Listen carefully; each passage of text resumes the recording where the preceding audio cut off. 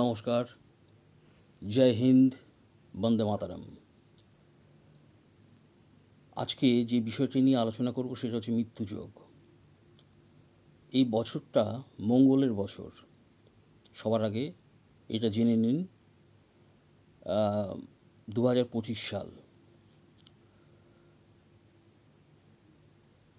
এছাড়া এই বছরের পঞ্জিকাতে দেখে নেবেন রাজা হচ্ছেন রবি, মঙ্গলের পরম মিত্র। সুতরাং রবি এবং মঙ্গল এ দুটো রাজত্ব করবে, এ দুটো প্ল্যানেট। পাশাপাশি শনিদেব নিচস্থ রয়েছেন। শনিদেবের বাড়ি হচ্ছে, অরিজিনাল বাড়ি হচ্ছে ইন্ডিয়াতে, সৌরাষ্ট্রে। আপনারা জেনে নেবেন সৌরাষ্ট্রে ওনার জন্ম, সৌরাষ্ট্রিয়ান উনি। তা উনি নিচস্থ হয়ে রয়েছেন। এর মধ্যে অনবরত রাহুর আনাগোনা। তাতে করে কী হচ্ছে, একদিকে যেরকম রবি মঙ্গল থাকছে, অন্যদিকে রাহু এবং শনি। এদের জন্য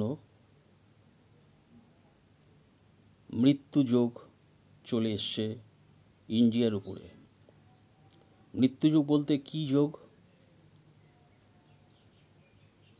অল্পবয়স্ক ছেলেমেয়েরা বা যাদের মরার বয়স হয়নি,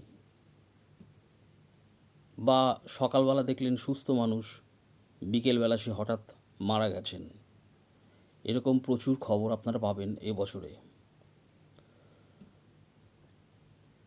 বিভিন্ন রোগের কারণে হতে পারে। স্ট্রোক হওয়ার সম্ভাবনা বেশি। অনেক রোগ হয়তো ধরতেই পারবেন না ডাক্তার, তার আগেই সে শেষ নিঃশ্বাস ত্যাগ করবেন।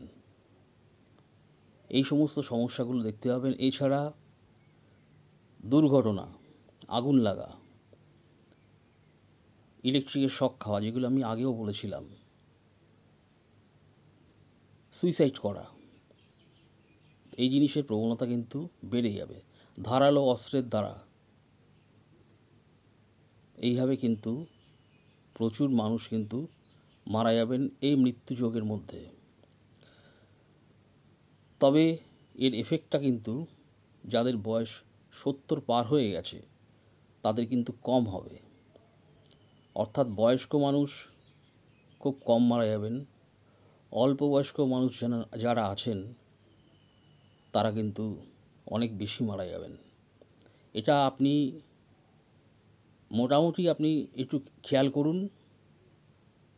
1-2 মাসের মধ্যে, গত 1-2 মাস থেকে আরম্ভ করে শুরু হয়ে গেছে। আপনার পাড়ায় খেয়াল করুন, তাহলেই বুঝতে পারবেন।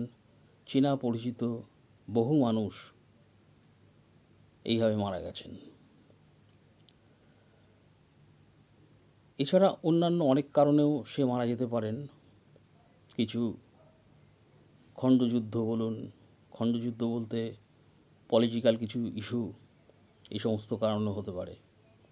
নানা রকম কারণেই হতে পারে। যাই হোক, আমার সাবধান করে দেয়া কর্তব্য আমি মনে করি। তাই জন্য সবাইকে আমি সাবধান করে দিলাম। যতটা পারবেন সাবধানে থাকবেন।